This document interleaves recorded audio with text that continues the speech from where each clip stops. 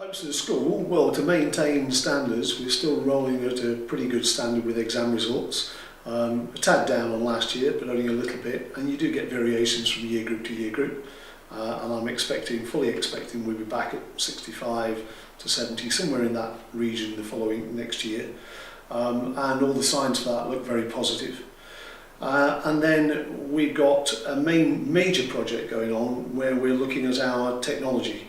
As you know, we're a technology college, and so we're looking at a bit of a rebrand, if you like, relaunch of technology to take it forward a bit. We've gained a little bit of money out of the academy process, and we're looking to use that to refurbish some of our technology area and maybe launch a couple of new subjects with electronics, robotics, those kind of areas. And we're exploring that now, and we expect to put a lot of that in place by the end of the school year.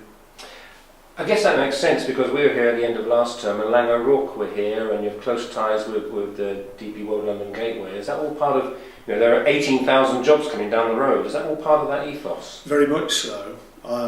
We've had a number of conversations with Lang O'Rourke are actually building the port for DP World, as you well know. We've had a number of conversations with DP World, but we're now working quite closely with Lang O'Rourke.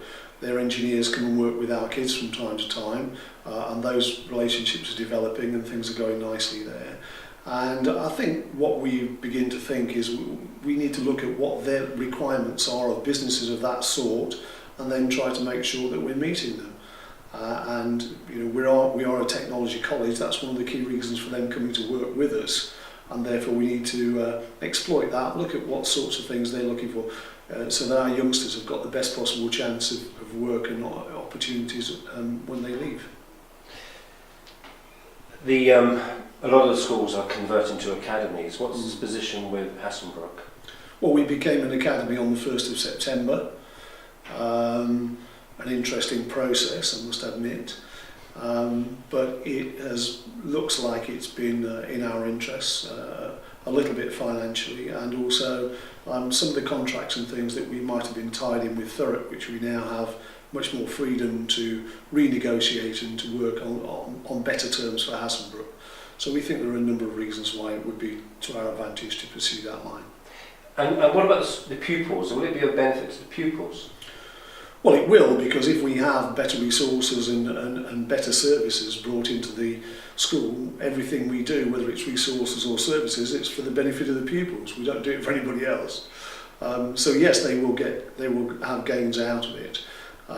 They have some bits already, because we've already got some arrangements on in terms of improving some of their facilities, but that's pretty small scale. But I think as we become more settled. The trouble with one of the problems with the academy process is that the academy financial year runs from September through to August. So we've had to completely redo all our financial work, which normally runs on the traditional financial year. We think we're becoming clear about the budget, and once we get clear on that, then we'll know exactly what we can provide for the kids. But I'm expecting that we can improve their facilities, and I was mentioning Technology College earlier on, and I'm looking to refurbish some of the Technology College area, and that will be to the benefit of the pupils. You talk about technology and skills. There's a statistic, which I guess is a little bit out with your remit, is that only 9% of students in Thurrock go on to higher further education. Yes. What's the answer to that? I think that's generally a concern. There has, for quite a long time, as far as I'm concerned, been an issue about aspiration generally in Thurrock. I think sometimes Lakeside is not beneficial because it creates an idea that you can find a job. Although a lot of those types of jobs now have rapidly disappeared in the recent past. And I think people have to gear up to take advantage of things like the port development. But if you look at what they're doing, it's not a traditional port, it's highly automated, and we therefore have to aim for the high-level jobs. So the logistics that are working in that, it's all computer-oriented. You won't get it by just being a manual labourer or whatever as in the past. You've got to be aiming much higher with qualifications in all respects. So I think we have to gear up students for that, and that includes getting them towards university. I do think that the £9,000 fees that the government has imposed has been quite a concern for a lot of students. They see themselves leaving university with a substantial debt hanging over them for quite a period of time. And I can understand why they therefore would have concerns, particularly if they've not had family in the universities anyway, and therefore they don't realise maybe some of the financial benefits in jobs once you actually leave university with that kind of qualification behind you, because it can be quite substantial in terms of extra earnings relative to the debt. But the debts are definitely frightening people off. One of your most important days is your open evenings. Yes. Do you feel that is part of the almost a business approach that schools now must take? Well, opening evenings have been around for, I don't know, almost as long as I've been in schools, I think. I guess there is a danger with the academy thing of them becoming a little bit more competitive than they used to be.